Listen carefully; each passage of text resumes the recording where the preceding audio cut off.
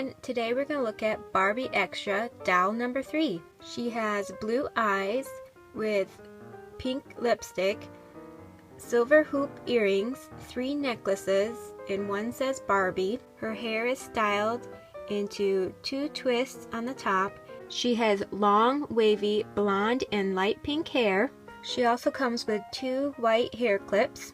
Her outfit includes a pink fluffy coat with a silver bodysuit and blue jeans with white stars on them and a ruffle on the side.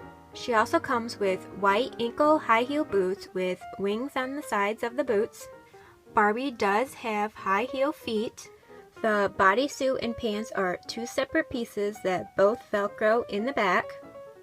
She has movement at the head, the shoulder, the elbow, and the wrist, the hip, and the knee.